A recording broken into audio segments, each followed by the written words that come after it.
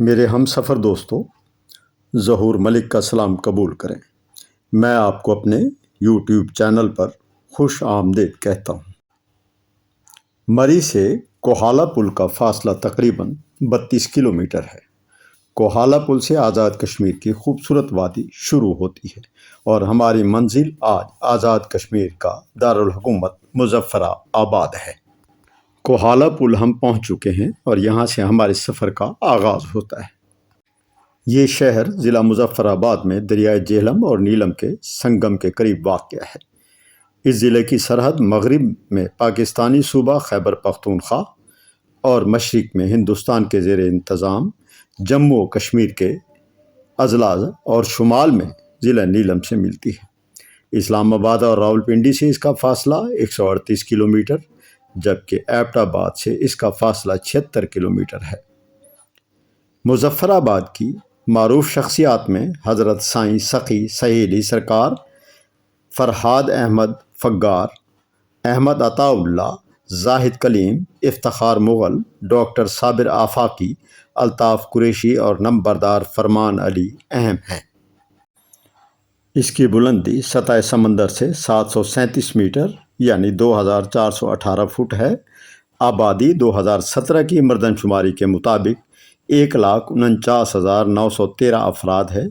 سرکاری زبان اردو ہے اور مزید پہاڑی، پوٹھوہاری، گوجری، ہندکو اور کشمیری بولی جاتی ہیں۔ کالنگ کوڈ 05822 ہے۔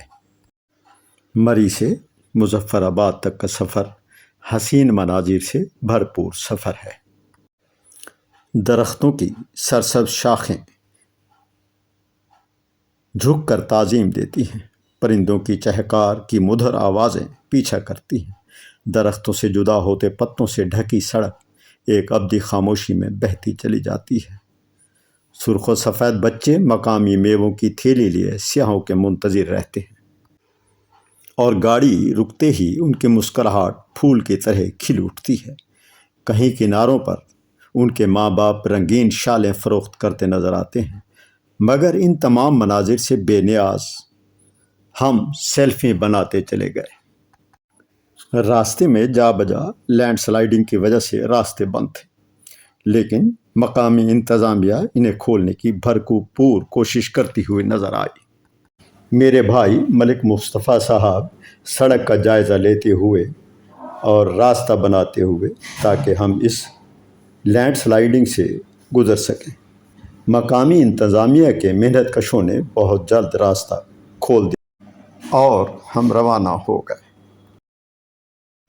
اکتوبر 2005 کے خوفناک زلزلے کے بعد سے 18 برس گزرنے کے باوجود یہ شہر بربادی کا منظر پیش کرتا ہے۔ ٹوٹی پھوٹی سڑکیں، کچرے کے ڈھیر اور بے پناہ ہجوم ایک سیل رواں کی مانند نظر آتا ہے۔ کشمیر کا نام سن کر ہمارے ذہن نے یہ تصور کر لیا کہ چوغے اور فرغل پہنے کشمیری حسینائیں درختوں پر جھولتی نظر آئیں گی اور یہاں کے مرد شمی کپور کی طرح گیت گاتے ہوں گے۔ یہ چاند سا روشن چہرہ، زلفوں کا گھنیرا سایہ، یہ جھیل سی نیلی آنکھیں، مگر یہ سب کچھ بارڈر کے اس پار تو ممکن ہے۔ یہاں تو پاکستان ہی لگ رہا تھا، جہاں بجھے بجھے چہروں پر افلاس کی دراڑیں تھیں اور جہاں کے لوگ خشک جھاڑیوں کی طرح زندگی گزار کر سخت موسموں کی بھینٹ چڑھ کر گمنامی کی موت مر جاتے ہیں۔ مظفر آباد کی بنیاد 1646 میں سلطان مظفر خان نے رکھی تھی، جو کشمیر پر حکومت کرنے والے بیمبا قبیلے کے سردار تھے۔ خان نے اسی سال لال قلعہ بھی تعمیر کیا تھا تاکہ مغل سلطنت کی دراندازی کو روکا جا سکے۔ آج ہم آپ کو لال قلعہ، جسے رتہ قلعہ یا ریڈ فورٹ بھی کہا جاتا ہے، اس کی سیر پہ لیے چلتے ہیں۔ آزاد کشمیر کو حسین وادیوں، سرسبز جنگلات اور دل فریب دریاؤں کے باعث جنت نظیر وادی کہا جاتا ہے۔ یہ علاقہ قدیم تاریخی ورثے کا حامل ہے۔ مختلف حکمرانوں نے یہاں کئی قلعے تعمیر کروائے، جن میں سے ایک آزاد کشمیر کے دارالحکومت مظفر آباد کا تاریخی لال قلعہ بھی ہے۔ اسے مظفر آباد قلعہ اور رتہ قلعہ بھی کہا جاتا ہے۔ مظفر آباد میں دریائے نیلم، جسے کشن گنگا کے نام سے بھی جانا جاتا ہے، کے کنارے کشمیر کے چک حکمرانوں نے 1549 عیسوی میں اس قلعے کی بنیاد رکھی۔ مغل اور چک حکمرانوں کے مابین ریاست کشمیر کی سرحدوں پر فوجی شورشیں معمول کی بات تھی۔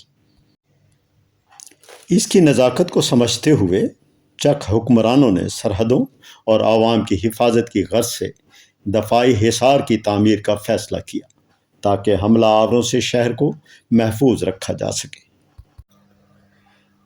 تینوں اطراف سے دریائے کشن گنگا نیلم کی قدرتی حدود اور ایک جانب سے خشکی کا راستہ ہونے کی بنا پر 16ویں صدی میں اس جگہ کو قلعے کی تعمیر کے لیے موزوں ترین قرار دیا گیا اور اس کی موزونیت بعد از تکمیل شہر پر ہونے والے حملوں کے جواب میں دفاع کی صورت میں درست ثابت بھی ہوئی۔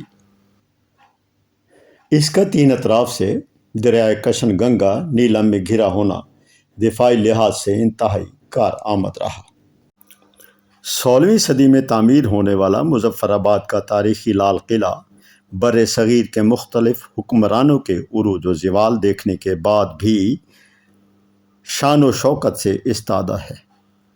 اس کی تعمیر چک دور کے کاریگروں کا عظیم شاہکار اور ہنرمندوں کی مہارت کی عکاس ہے۔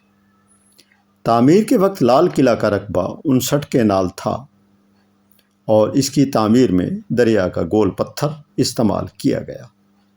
چک دور کے بعد جب 1587 عیسوی میں مغل حکمرانوں نے ریاست کشمیر کی باغ ڈور سنبھالی تو لال قلعے کی دفاعی حیثیت قدرے کم ہو گئی۔ اس کی بنیادی وجہ یہ تھی کہ مغل حکمرانوں کی توجہ اس وقت کابل، بخارا اور بدخشاں کی جانب تھی، لہٰذا اس قلعے کو شاہی رہائش گاہ کی حیثیت دے دی گئی اور مغلوں کے دورہ کشمیر کے دوران اس قلعے کو پڑاؤ کے طور پر بھی استعمال کیا جانے لگا۔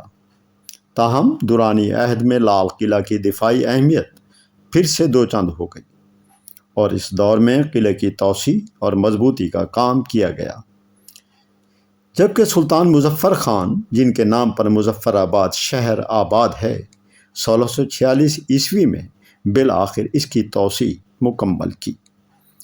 ڈوگرا دور میں مہاراجہ گلاب سنگھ اور مہاراجہ زمبیر سنگھ نے بھی مظفر آباد کی سیاسی و عسکری اہمیت کو سمجھتے ہوئے اپنے ادوار میں قلعے کی از نو تعمیر کی۔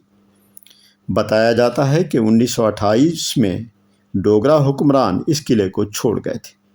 اس کے بعد کافی عرصہ تک لال قلعہ بند پڑا رہا اور پھر اسے محکمہ سیاحت و آثار قدیمہ آزاد جموں و کشمیر کے حوالے کر دیا گیا۔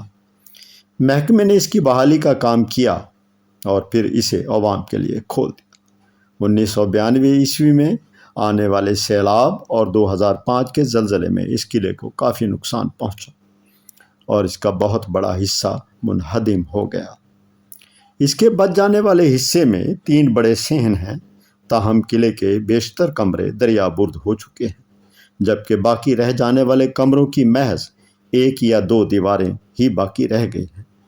اس میں فوجیوں کے لیے بیرکس بھی بنائی گئی تھیں۔ قلعے کے شمالی حصے میں ٹیرس بنائے گئے تھے جہاں سے سیڑھیاں نیچے موجود دریا کنارے جاتی تھیں، تاہم قلعے کے شمالی حصے کا زیادہ تر حصہ دریا کی تند و تیز لہروں کی نظر ہو چکا ہے۔ اس کے مشرقی حصے کو سیلاب کے خطرات سے محفوظ بنانے کے لیے کافی اقدامات کیے گئے تھے۔ قلعے میں 8 کمروں پر مشتمل قید خانے ہیں جو متعدد کال کوٹریوں پر مشتمل ہیں۔ ان کی چھتیں اینٹوں سے بنی ہوئی ہیں۔ شمالی حصے میں کئی زیر زمین کمرے ایسے تھے جن کے بارے میں صرف چند مقامی لوگ ہی جانتے تھے۔ قلعے میں جا بجا سیاحوں کے بیٹھنے کا انتظام بھی کیا گیا تھا جو کہ اب نہ ہے۔ سیاحوں سے زیادہ مقامی لوگ لال قلعے کا رخ کرتے ہیں۔ لال قلعے کے باہر ایک سرائے بھی ہوا کرتی تھی۔ 2005 کے زلزلے میں تباہ ہونے کے بعد اسے دوبارہ تعمیر نہیں کیا گیا۔ قلعے میں موجود عجائب گھر بھی 2005 کے زلزلے سے متاثر ہوا۔ یہاں موجود بعض نوادرات چوری کر لیے گئے، جبکہ بچ جانے والی نادر اشیاء ایک کمرے میں بند کر دی گئی۔ 2010 کے سیلاب میں دریائے نیلم کا بہاؤ لال قلعے کی جانب ہونے کے بعد اس کے بچاؤ کے لیے ایک حفاظتی دیوار تعمیر کی گئی۔ 450 سالہ تاریخ کا حامل مظفر آباد کا لال قلعہ موسمی تغیرات، سیلابوں، زلزلوں اور حکومت کی عدم توجہی کے باوجود آج بھی اپنا وجود برقرار رکھے ہوئے ہے۔ قلعے کے اکثر کمرے دریا برد ہو چکے ہیں اور باقی رہ جانے والے چند کمروں کی 1 یا 2 دیواریں ہی باقی رہ گئی ہیں۔ قلعے کے ٹیرس سے آپ شہر کا نظارہ بھی کر سکتے ہیں۔ مجھے ذاتی طور پر یہ قلعہ بہت پسند آیا۔ کھنڈرات بتاتے ہیں کہ عمارت عظیم تھی۔ میرا ساتھ دیا ملک نصر اللہ صاحب، میرے بھائی ملک غلام مصطفیٰ، محبوب تاتاری اور اسلم بٹی صاحب۔ مجھے اجازت دیجیے، میرے چینل کو سبسکرائب کریں، لائک کریں، شیئر کریں۔ السلام علیکم ورحمۃ اللہ وبرکاتہ۔